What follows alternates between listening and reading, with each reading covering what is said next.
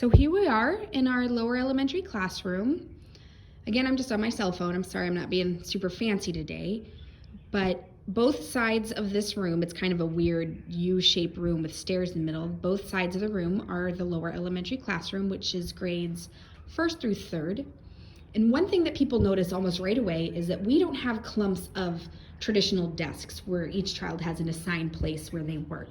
We just have plain tables. We have some floor tables and then lots of space on the floor for the children to work as they feel comfortable. And this allows children to get up and move as they need to. They're not having to sit in one place all day.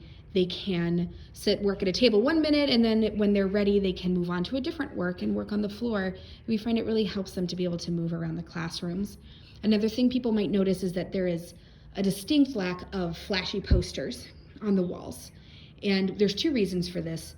One, we're trying to create a classroom and an environment that is not overstimulating and that is calm and peaceful, beautiful, a place where it feels comfortable and homey, that they can really sit down and function and do some really good work. Also, those posters tend to be informational in nature, and it might be about measuring things or shapes and colors. Well, we want the children to actually do that kind of work for their follow-up work, and if it's on the walls everywhere, they will probably not be as motivated to make those things because they go, oh, well, it's already on the wall, I don't need to do that. And that can be a great way for them to practice lessons after they've received them, and that's what I mean by follow-up work. So since we don't have desks, the kids need places to keep the things they need. I know I had, a pencil box and all of my things inside my desk. Well, here at Metro East, we have a supply shelf, and that supply shelf has everything that they need. As you can see, colored pencils, scissors, erasers, rulers, glue. There's a little hole puncher. There's some noise canceling headphones if kiddos need a quiet place to maybe do an in-depth work. Each child also has their own basket with their name, and that's where they keep their actual supplies while they're working. So they don't get everywhere, because otherwise they will be absolutely everywhere. This is our paper shelf. We have just different kinds of paper. We have clipboards, both regular size and big, especially when they're working on the floor. This is the place where I write our date and our schedule for the day. Every day, children come in and write their date in their work journal every day. I would like to do a short explanation video on work journals one day, so definitely look forward to that. And there's the rugs that I talked about. People can, unroll and do work on the floor. This is our little reading area. We have some books, like leveled books that they can read, tons of different options, so that we're encouraging the kiddos to read. And if they would like, they can sit in these little comfy chairs and do their work. It's precious. Another tool we use to compensate for not using a desk and for having the children move around the room more is just their cubbies. I'm sorry, it's a little messy. We're a functioning, very lively classroom, so we do work to hopefully not have things become too crazy, but in their cubbies, they keep 3 folders: a finished work folder, an unfinished work folder, and their Spanish folder. They also keep their work journals, as well as some of them have sketchbooks that they like to keep here and do art in.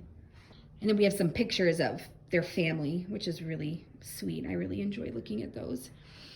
Here in this corner, we have the job chart. So every kiddo has a job. We have people who help set up for lunch. They organize and dust shelves at the end of the day, roll rugs and timelines up. They organize the supply shelf. We have people that check to make sure everyone's done their job appropriately. We have somebody who's our bell ringer. They keep me on time. Let's be real. I'll be in a lesson and it'll be 11:30 and we gotta clean up for lunch. They really are super good at it. They're a lot better at me than keeping everything on track. So they are lifesavers in that way. And then we have our calendar. Right now, we just have our Spanish calendar up. We'll be putting up our English calendar as well and having them be right next to one another. We're trying to incorporate as much Spanish into the environment as we can.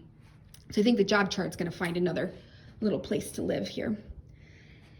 So here, these shelves, the first 2 shelves are our language shelves. We have all sorts of language lessons on there, materials. And then we have our history shelf, and then we have a going out and a Spanish shelf. Our going out shelf, what we do is we don't necessarily do big field trips here. I mean, we do go on a couple field trips, But say a group of children are studying lions and they need more information, or they want to actually go see some lions. Well, rather than having to wait for a big old field trip to the zoo, we allow them to plan their own small trip. We teach them how to look up addresses and times. We teach them how to talk on the phone if they're going somewhere that's, not huge. I have had groups of kids go to a bunny rescue and they call to make appointments and talk to people, ask questions. We teach them how to find directions, how to make sure that they have enough money to go. It's a really fascinating process. I'd love to also make a little video on that, because that is a huge part of the Montessori elementary curriculum. So on to side 2. Again, tables, lots of floor space, simple beauty.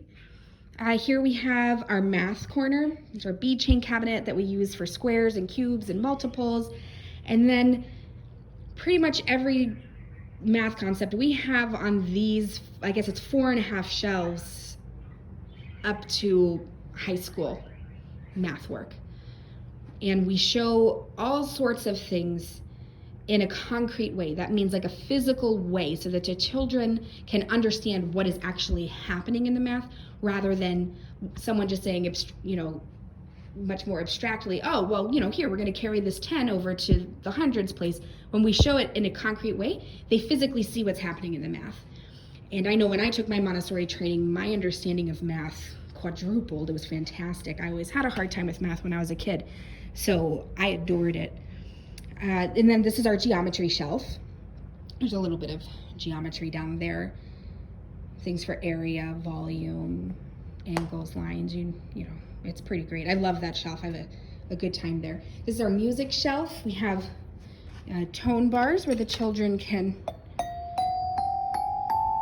compose songs, and it also makes a really nice background sound to our classroom. This is our chart box. We do teach a lot of lessons with these charts that just show different ideas in a way that children can relate to them. So this is a chart about how the leaf takes water and carbon dioxide and splits it up and makes it into food and expels the oxygen. It's brilliant. Maria Montessori was one smart cookie. And then here we have just a rack with other materials on it. This is called the checkerboard. This is a multiplication lesson. Next to our geometry shelf, we have our geography shelf. And, well, we have 2 of them. I was a geography major in undergrad and computer mappers, so this is 2 shelves that are near and dear to my heart. And on the geography shelf is also some physical science, chem. It all kind of relates to that. This art drawing rack, we have another closet. We have some cleaning supplies in there for the kids. This is our art shelf. We just got a sewing machine, pretty pumped about it. And then we have all sorts of other art materials. This shelf tends to kind of fluctuate a lot. I bring out different materials and put it on as we do lessons and as children show interest in different things. I'm sure you can hear our lower elementary mascot talking to you. Oh, Blueberry, come say hi. Hi, handsome. Oh, goodness. You look good, kid. Keep it up. Keep up the hard work.